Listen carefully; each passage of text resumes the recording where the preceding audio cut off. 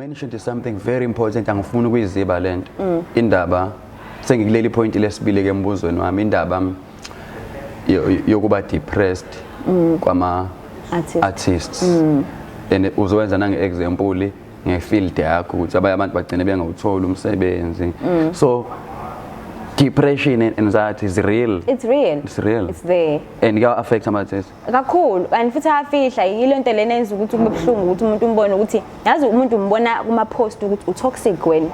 You going through something wena. Why don't you take a pause because kunemohluko between pausing and stopping because when you stop ukuthi uyahluleka when you pause to continue uma ngabe usu right. You understand? Zonlandela imihla ngemihla kofanele ligcineni ihayile ziyobukeleka phansi kuyothatha isikhathi ukuba ihlonipheke nokubeka ukudla etafuleni ngazo kuyothatha iminyaka kodwa nifanele ukudika ibala kofanele ligcineni ihayile kuyofanele nisuthise imphefumulo noma sebekuphikisa uzobatshela ukuthi izinkondlo ziyaphilisa.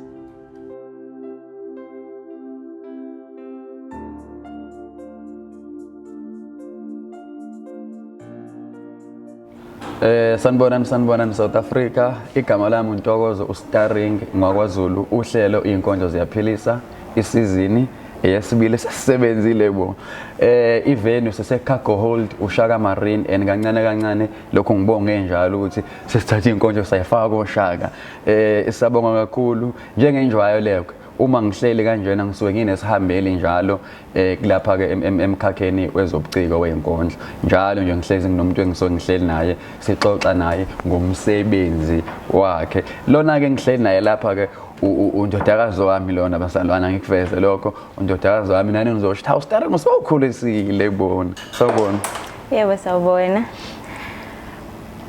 nginamathele exacsaba kuleli gatsha elidubekayo selingangiphonta phansi noma yinini isibindi sungumanqoba kuthina esesabayo uvalo ligidagida okwezigi lapha esifubeni sami engathithi libikela ibhubesi elalikade lingilangazelele buqamama likhulekela untenga kwami kuyongithokozisa nokho nokuwela esigcemeni ke ngithola imicibili isholo esike yangisheba kungafanele ke ngithole ithuba lokusinana izibethele ningitingele nize nidele qede inhliziyo yami nineke emgibeni iqonta imanzi igazi inkundla iyanevumela ukuba nifakazelane ngomkhondo enanikade nanunuka ngingazele lutho mina ningabe nisawahlanganisa amakhanda nicazelana amampunge wodwa lapho isizungu siyazakhela isono kumuntu nizibona ninezinyawo ezinhle ekubeni ningakaze nanyathelana kanye udaka lethanike amasaka ke ngingicaphunele nazi ezinye izicubu zami ningehlulele kahle nemamatheka angisazokonfihlela lutho ngoba ninawo nomfutho okuvuthela usuku elikade lalotha hlalani phansi ninethezeke nishayele ihlombe ngokulunga kwenu emva kokubhema nikholo ngokwanakala kwami zipheni izimendlela zobuqhawe zifanele abanjengani abazi izindlela zokukhanya ezinobungcwele phakathi ngifuna ukunibona nigculiseke ngaphakathi sengicele ushwele kakhulu kunina ize noma bese kuyisikhathi sokuphambuka ukuba sephutheni kuyasikhohlisa buka nonke nesaba uqosha upondo ngoba ninezethameli niphilela abalandeli engaze kuyosanini nisakhungethwe ileyo nkungu sekukaningi ngicima esami isibani kuze khanye ezeni kuyisinengiso nokungazethembi uzithola usukhengeza amazwi enkuthazo kubantu abakhuthalela ukufana nawe sekuze umhlaba uyagoqwa angimkatshubovu ngalutho mina ngisihlahla esihlezi sidinga ukusekelwa ngikhothamela kubona oma hamba ngobunono imlomo engathethimanga esifubeni sami ngethulula lokhu sengikuhlanzeke ngakwedela obuvaka angisesabi yeah igama lakhe uThembelihle ungakwaShezi sikananda yebo sawubona yebo sawubona yey uThembelihle hayi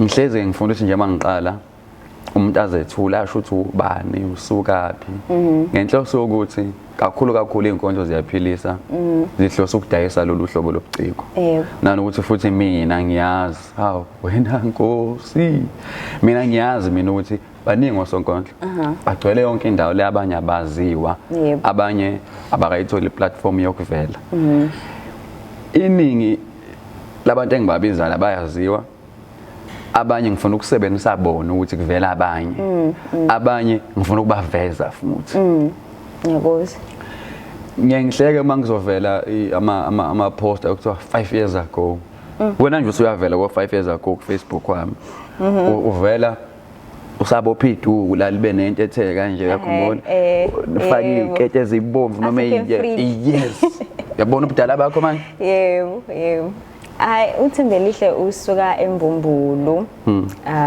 eMgugu kamakama ngehleza lapha phansi eMgugu kamakama ngehleza kamakama ngehleza isikama ngehleza lapha sisebenzise iAfricom njengoba ubona nje ihleza le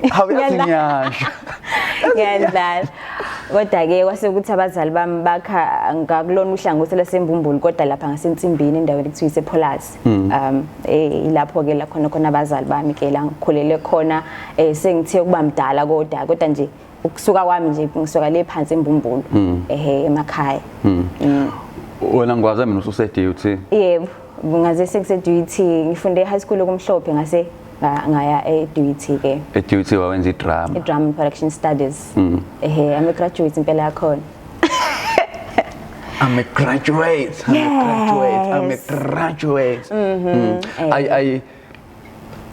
abona impilo yami yase university azikho ikhathi engangiyithanda njengama exam ka drama mase senibuka lapha yana yona into emnandi phela lo kahlahle yona into esiyelayo lapha ka drama ilobukhazikhazi bokuhlaza uyoperforma yabo uphinde futhi uzuzwe ngathi uthi hayi lapha ya ubonakalile wenza i-character ekuthile mhlambe the whole week mangabe i-play yakho bidlala ngoMonday lo character uyedlalile isonto lonke uzobe uyiyona ke campus ukubiza ngayo the excitement nje aboyenzakala khona kunomuntu othi funda idrama kufundwani ka drama yo yazi ngivele ngisuke ulaka umuntu bengivela athi funda uku-actor yabo ngoba baningi vela ngesike sikubalekele lokho ukuthi baningi abangakulela ngesikoleni uku-actor which is really affecting them manje kodwa kade i-industry ya-acting ingakhulu kangaka bekulula ukuthi wenze noma yini try talent lakho kodwa manje asekunzima kakhulu yindaba ukuthi sekunzima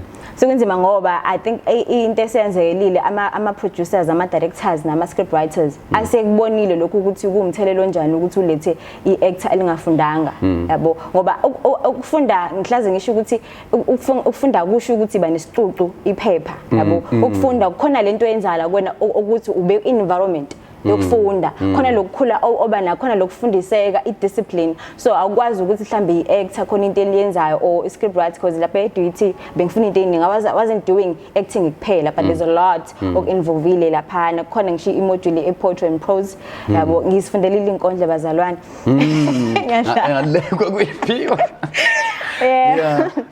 zikhona izinkondlo esikoleni ngaba nenhlanhla ukuthi khona i-module ezinkondlo yabo so lento lona ibibe inkinga mangabe uthola ukuthi kunescene emele ushoot kodwa khona kulekha i-discipline kwe-actor ekuthile because hayi ngoba nakho i-discipline ulekha yona ngenxa yokuthi uyayisitshena noma unjani kodwa khona lento ukuthi awufundisekanga because esikoleni ufundiswa izinto omele uyibhale i-theory as well as ukukhula kwengqondo i-lecture ikuthatha isikhathi nje esokuthi okay right now nginikhulisa ngempilo lokho uyakudinga in the industry yomsebenzi ukuthi ukhombisa ufundisekile udisciplined uyayazi into yenzayo and ungayimela ngendlela eziningi yabo how tough is the industry ngoba usho wena manje uthi nanendlela yokuselecta ko-producer isafana since most of the people are now going to study manje kukabili ukuthi okay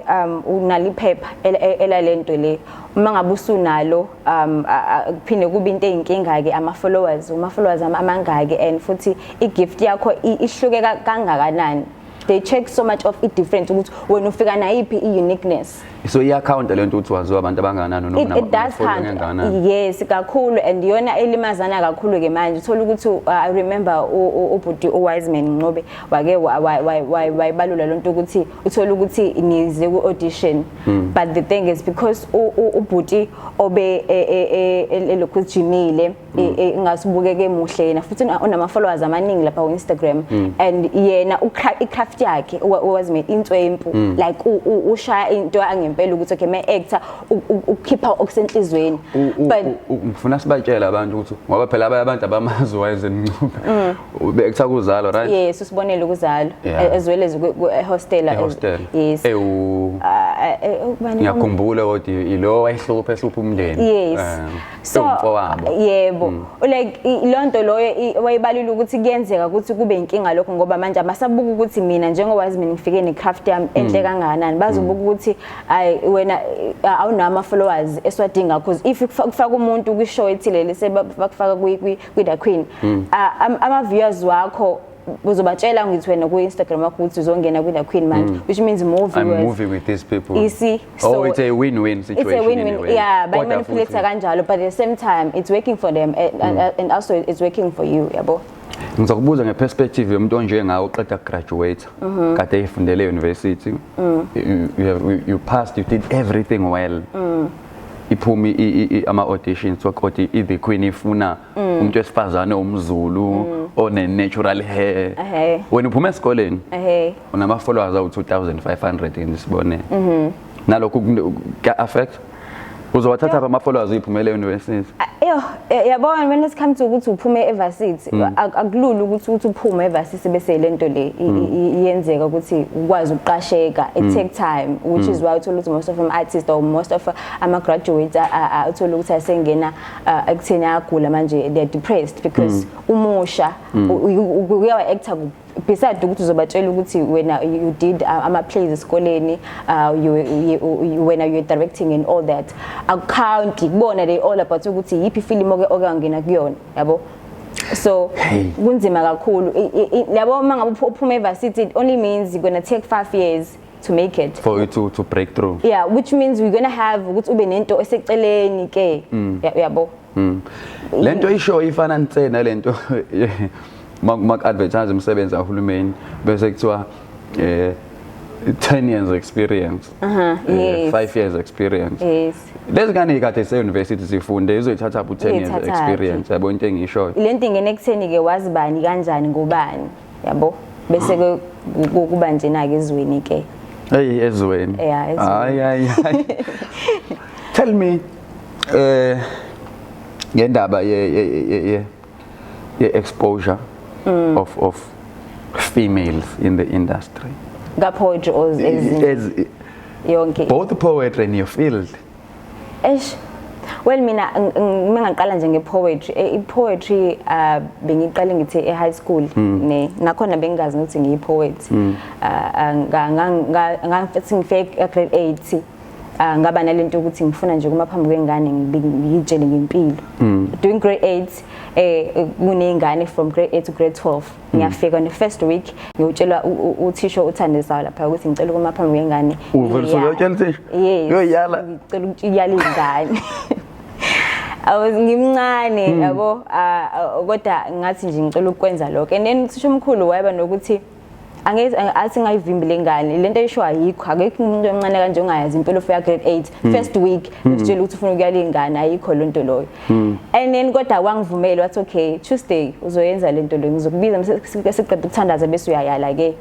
Yimi lo yangiyaphambile ke ngiyokhuluma into engikhulumayo, as much as some kwabanye was like funny at the same time, abanye like azisinto esho yenza sense lo ngiyenza njalo bangileza slots ukuthi every Tuesday uzolokuza ke sigcina like mengabe ku break ingane zibe nokuthi hakade khuluma ethi kanje emthandazweni khona bangithanda khona aba like hayibo wini osuyisho wena wazi ngalonto osuyikhuluma until uthisha mase ngiphinda ngisuka ngiya from ngangifundela kusisikole grade 8 ngayo sinye isikole ke okumhlophe grade 9 ngokuqhubeka khona mengifika nakhona ngenza the same thing, ngiyafika nakhona ngimusha kodwa ngifuna uqhubana lento adengeze kusinye isikole. Then usisho lapha na ke wangitshela wathi lento yenza it's not a motivation, you're a poet wena. Wow. Uba lo thisha uMsisi Mahlambi ufuna English uhlala eMlazi usakhona nje usakhona yo uyayilandela ukukhuluma umsebenzi wami futhi yonke into yami nje iyayilandela hawu sobona wemema yebo so wasangitshela wathi lento yenzayo it's poetry cela ukubona la ubhala khona yonke lento lena ngangibhala kambi so angitshela ukuthi kumele ufunde ukubhala kahle ke manje ngokhona ufuna siyibone lento yakho ikwazi ukufundeka ngimthanda umuntu obhala kabi washo ukuthi you're a poet and umele lento uyibhale uyifake kahle engqondweni uyisho ke manje njengenkondlo nakhona lapha azange ngifundise umuntu ukuthi ngiyenze kanjani ngagcina sengiyenza ngalo ndlela ke nina started hosting ama poetry sessions esikoleni ngiyenza ama poetry club yonke nje lonto loyo kwasekuba uqala kwami ke izikondleko lokho ke are there any people ongathi bavela at that time because of into ozenza wena abasekhona namanje ongasho ukuthi ayinanga nabo ngasho kanjalo noma ngeke ngikwazi ukubabalula ukuthi obani kodwa abantu abaningi angithi mangabe kwi break mhlambe uyesasho ukuthi siyahlangana eclassini elithile sizowenza inkondlo usonto ukubhala nofuthi ukwazi ukubhala and then ukufika abantu thola ukuthi umuntu angazi ukuthi ngokubhala uzobuka nje ukwenziwani agcine si developer lento le muzo sethi nami lehle bengicela ukuthi mangabe senza le nto leyana ngicela ukusho nami kwami engicabanga ukuthi kuzoyenza isense lo muntu lo which means uwena umgqugquzelile ukuthi azibone khona lakho lokubhala thola ukuthi manje yabo uyazazi ukuthi uyabhala yonke leyo nto njalo yaqala kuwena so ngifuna ukunderstand ukuthi mawususuku ufike university uregister drama at UT now you study poetry as one of the modules right kukusiza ngani lokho did you see any improvement from what you did yourself originally and now usuyafunda ke noma ake ngithi nje usufundile phela usugraduating have you seen any improvement in your writing improvement ngayibona ngifika in my first year because angithi bese ngiyenza khona ne session yangasekhaya not ngasekhaya eMlazi kwa you ekuthiwa imvubela amakhono la sasungula khona le group yenkondlo besihamba nama sessions futhi asemlazi phinde futhi mhlawumbe uthi uLesihlanu uphume elesikoleni ungazingeni start wenza umatric kodwa uhambe eDUT shinte iinform isifake esikhwameni sobuka inkondlo eDUT yabo lokuganga kunjalo ugcina usuyazi poetry ukuthi ibroad kangakanani so mingifike eVarsity khona lento yenziwayo esikoleni lapha ekadrama ukuthiwa uzazisi ngabe nifika khona lento ukuthi ama first years ama second years and third years ahlala nibuke as a first year uzisho ukuthi ubani but uzazisa ngetalent lakho so I introduce myself as a poet ke mina ke ngenza inkondlo and from there ngavele nje isikole songisazi ukuthi nje mina ngimbonge so I was categorized in many plays as a part of the play or play at the beginning or the end of the play or mina nje iplay mina engiphethe you know so kwabe sengathi inkondlo ngizazi kakhulu kanti ngiyazi ukuthi khona bazi okudlula mina yabo so inkondlo zingisize kakhulu ukuthi kube khona into engibamba ngayo ukuthi lokho kwami ke lokho la yipho nje play wangibiza kuyona I think there's first play you did wangibiza yona ukuthi ngizoyibuka wawulida kuyona yes kwakuyiplay kodwa eka Bhutuma Koropa yes angisengikhohle igama layo yo that play I was a part of the play lapho yonke into imina engangi introduce all the scenes you know iyakusiza le nto la kakhulu ukuthi wazi ukuthi poetry ayincikile ekutheni my stage bese uya perform kunezinto futhi umele uzazi ngeenkondlo ukuthi ungakwazi ukuthi ube voice over ngepoetry ungakwazi ukuthi ipoetry ixoxela istory kodwa futhi ingakona ukuthi okay manje sisenkondlweni but this is story like it's a storytelling thing yabo iyangisiza kakhulu nokuthi khona imodule bengiyenza enkondlo uthisha wami wengichallenge kakhulu when it comes to that ukuthi just because we la ka drama was one njenge poet like a best poet la kule industry yaka drama so asik challenge kutheni yonke into oyishoyo about poetry ayikho right like bengichallenge ngokubhala ngichallenge ngokukhuluma ngakhula kakhulu yabo tell me how did you end up registering for drama is it something you've always wanted to do it's a story about that it's crazy ukuthi umuntu ayifuna into ayifunisisa ayimele futhi remember mina ngiqedile esikoleni ngahlala 2 years wonke ekhaya. First ngafike nga-register ka grade 12 kushuthi ngathathwa kwi-journalism but i-first choice yami kwakuyi-drama. Serious? Yes. Drama was number 1? Was number 1. Wow. Ngahamba nga-auditiona. What happened? Babe baningi abantu ababelokuzile ababeyithathiwe kwase kumele kwehlisa isibalo. Ngakhishwa ke lapho ngathatha ku-journalism. Ngathi angeke ngize journalism mina ngifuna i-drama. Following year I went to creative arts. Ngaphinde nga-register futhi nga-apply ka-drama. Lapho I don't remember kwenzakalani ke the second time. And ngaphinde nga-accepta e-UKZN for music angazi what ngathi no ngifuna i-drama se-duty ngayeka ngase ngaya creative arts college la ngenza khona 2 months kuphela because kakubiza abazali bami couldn't afford it.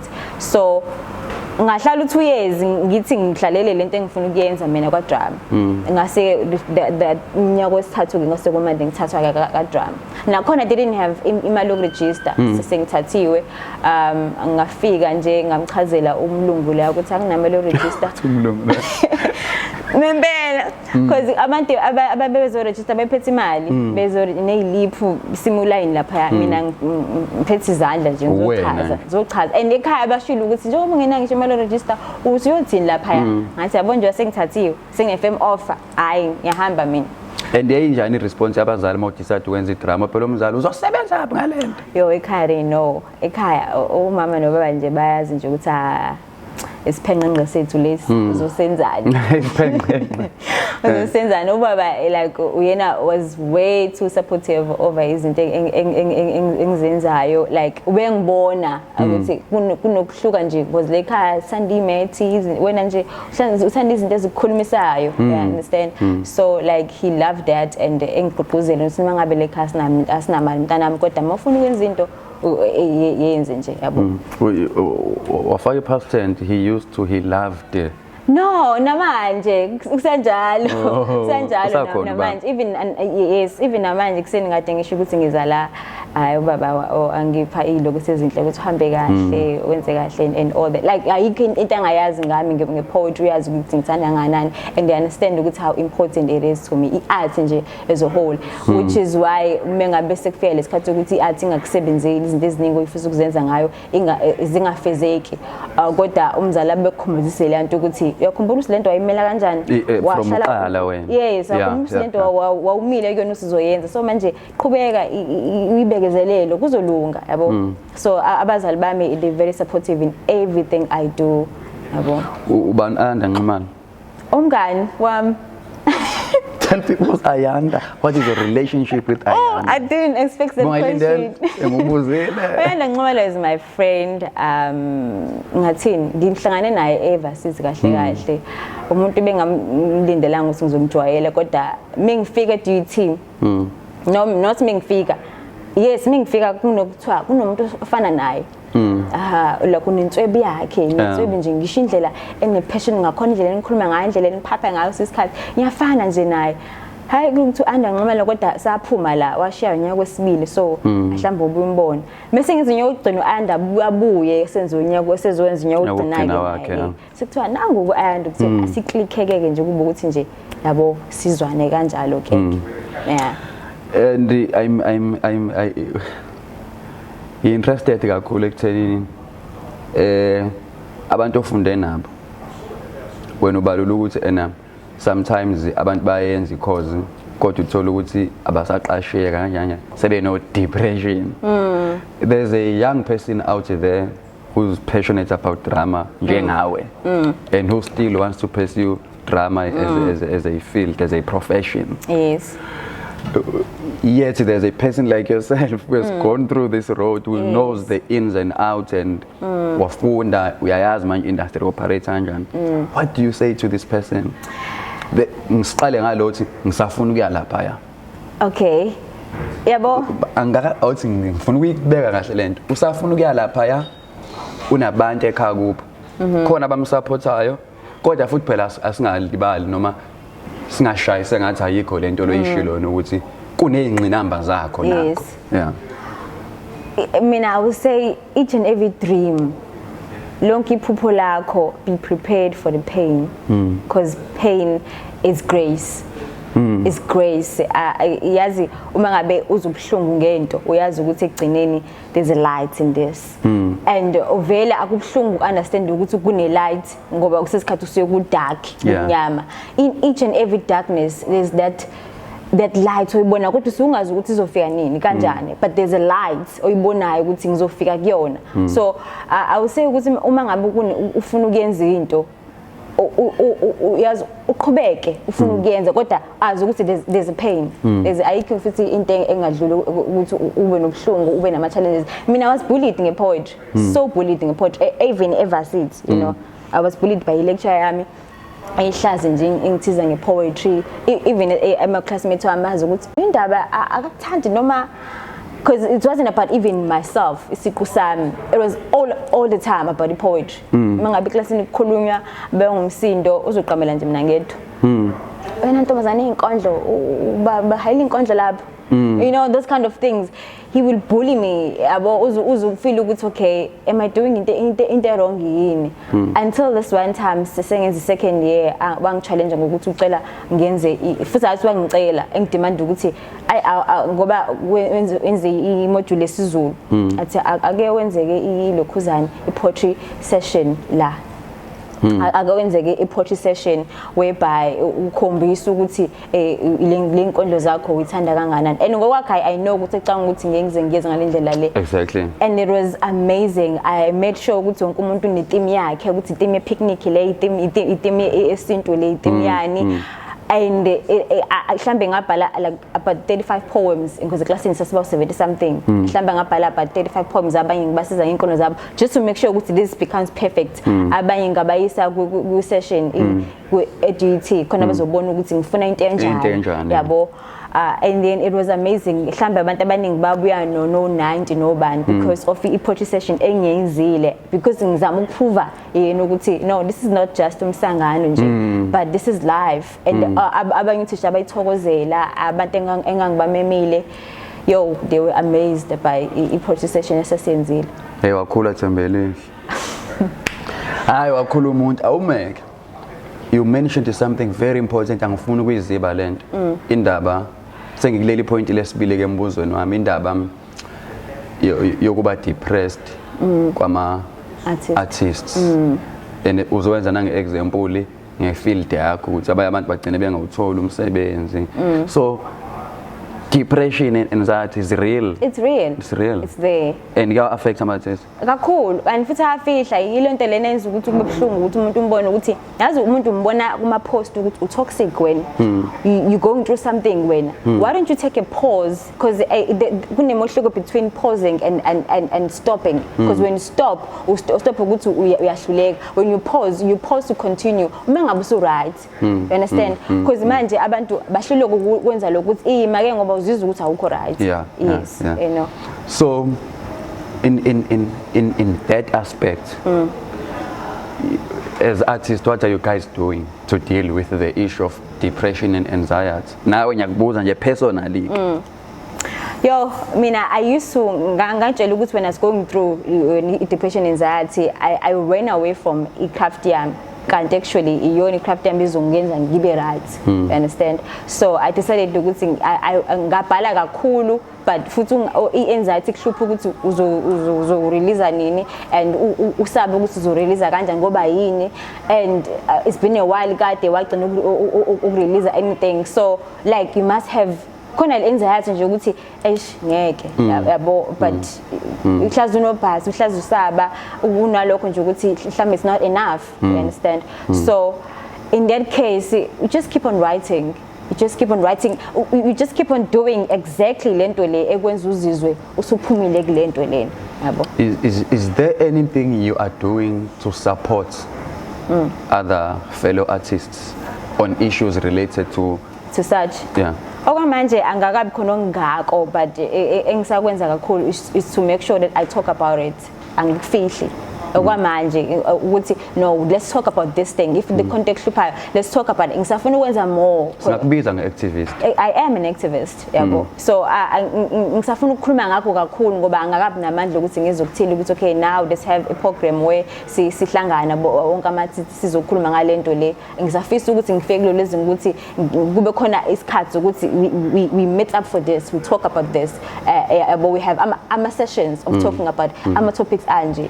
I would love that, but okwamanje all I can do ukuthi ngikhulume ngakho ukuthi no, it does exist. Isifo lesi sisiphatha nje artist and you shouldn't be ashamed ngaso. Yabo. I'm sure ikhona imibhalo onayo. Definitely. The other one just released Ivuka. Yes. Ungasipha yona? Impela. Ikhale.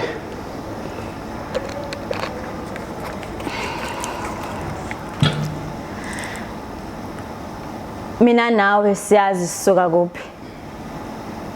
Ngikwazi noma usuphimisa ongekona.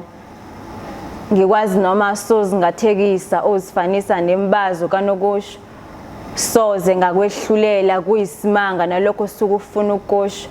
Ngikwazi noma sozigagula kanye neningi wenqena ukubeka owakho umbono. Ngiyazi inhloso ukusindisa. Uyesaba nokulahlekelwa ubuwena. Umzwangedwa isethunzi esikushela njengokufa.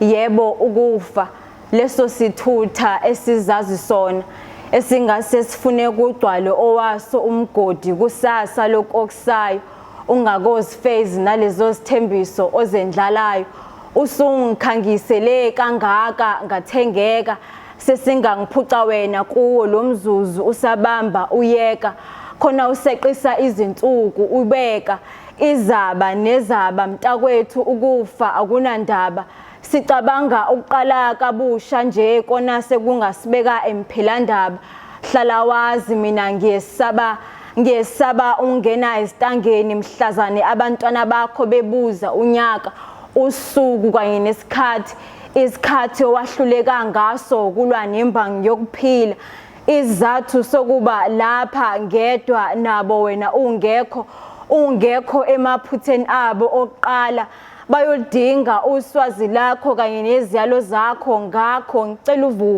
vuka khona manje ubachazele wena ngintando kaThixo mina engingayiqondi vuka manje ngoba ngempela mina ngiyala ukukudela angizoba nawo namandla okukuzilela lokho asikaze mina nawe sahlela kuba mgodi munye uma sesifeze konke vuka khona manje siqedele konke awuna kungishiya nginhlanhlatha lapha anginakuhamba ngikhongozelela uthando olisiceke lube liphuphuma lapho kuwe anginakuhamba ngidatukelwa ngisulwa izinyembe zokufelwa vuka kulomzimba ongakimi uphile kabusha vuka usuyinyathela ngezinyawo leyo nhlabathi obusithwele ngesifuba vuka ngentshisekelo enentukuthelo wena ngatsondo sungavuma ukufa kwemuke nokuphila okungaka kuwe vuka nentshisekelo enentukuthelo wena wantsondo sungavuma ukufa kwemuke nokuphila okungaka vuka ke ungilungiselele ngosuku lakho lokugcina vuka. This is the work you've recently released. Yes. Ngiyafisa abantu bekulandele ku social media. Yebo ukhona ku YouTube Thembelihle Shezi no Instagram Thembelihle Madlaba as well as na ku Facebook. Yes. I'm in full support of the things you do because ngikwazi usayingana and you being open about issues relating to depression, using your art to deal with such cases. Yes. And don't stop writing, don't stop talking. Lento yathi wona suku umyocela kuthisha ukuthi ngifuna ukukhuluma nalabo ufunda ugrade 8 ungayiyeki. I'm sure people imisebenzi eminyakho bazoyibona uma sebekulandela ku social media nezinto ezihlelile ngendlela. Yebo. Valelisa phela. Ngiyabonga kakhulu siyabonga. Thank you for liking, sharing and subscribing. Ningayike bazalwane kusayimina wenu nani ningabami noma sebekuphika isuzu batshela Izinkondlo Ziyaphilisa.